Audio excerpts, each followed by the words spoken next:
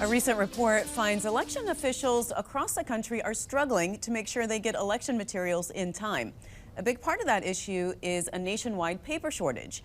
Matt Weil is the director at the Bipartisan Policy Center's Elections Project, which published the report. Matt, welcome to the program. Hi, thanks for having me.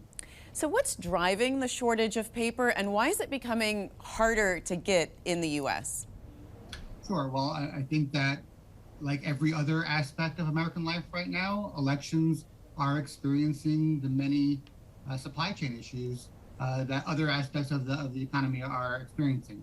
Paper has become a vital part of the elections process, from sometimes being required for voter registration to the actual ballots themselves. And this isn't normal paper.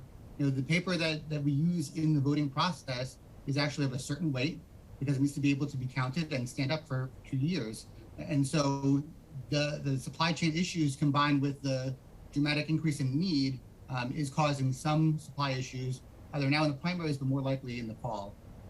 So beyond the ballot itself, paper is used in elections. Other types of paper is also used. Can you talk about some of those things that paper is used for in elections? Yeah, so first it starts with voter registration forms. Many states have moved towards a more automated or online process, but not every state. And in states that require a more paper-based process, they typically aren't going to the local store and just getting reams of paper. They need a special type of paper. We saw this play out earlier this year in Texas, where a late change in their law required reprinting voter registration materials, and it had to be on a certain weight of paper. And not having that paper available caused some backups when voter registration was happening. So that's one area that was unexpected that has now impacted voters directly.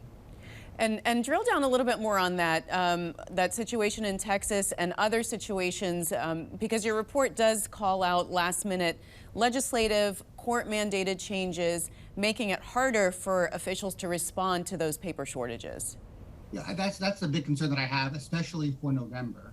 What we've seen in recent election cycles is either late legislative changes or more commonly, late legal changes. Litigation often kind of clusters near election day.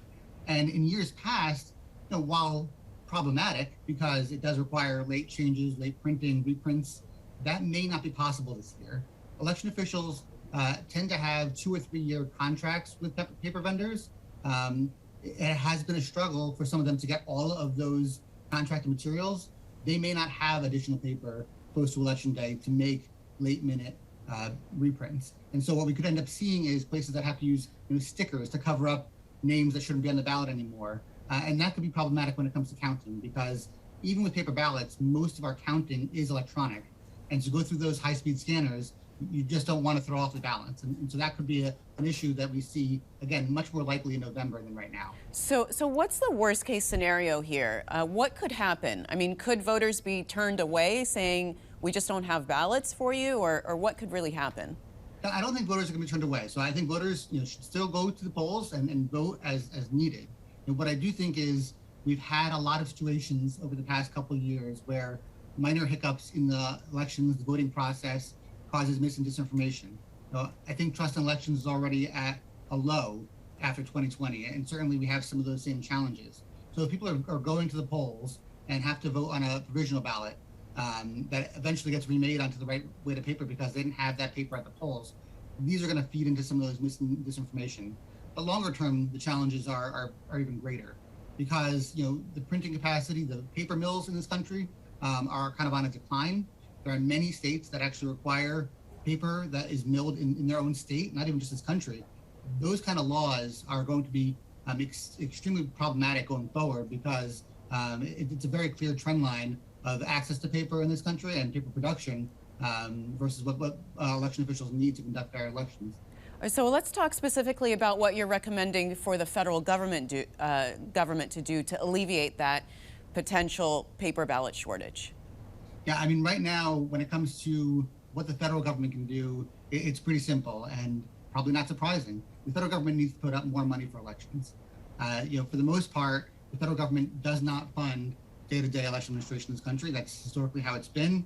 Over the past 20 years, the federal government has gotten a little bit more active in providing funding, but it's nowhere near sufficient. For example, in the FY22 appropriations that happened earlier this year after the continuing resolution, they only provided $75 million to states. That's the entire country. So some states are going to get $3 million to run, from the federal government to run their elections. But that is not a level of funding that is going to allow for the democracy that Americans expect and deserve. Matt, is it too late at this point for the federal government to do what needs to be done to make those midterm elections run smoothly? I think certainly it is very late in the cycle. And the problem with the way the federal government has funded elections, even at its kind of diminished capacity over the past 5-6 years, is that the funding often comes in election years. It comes in 2022, it comes in 2020 or 2018. By that point in the election cycle, it is late to have impact. I think on this specific issue, it'll still be important because what we've seen so far with paper this year, the costs are up about 40%. So that means they have to spend 40% more than they expected in their budget on paper, and that leaves less money for things like poll worker pay raises. And we obviously know that poll workers are a problem as well.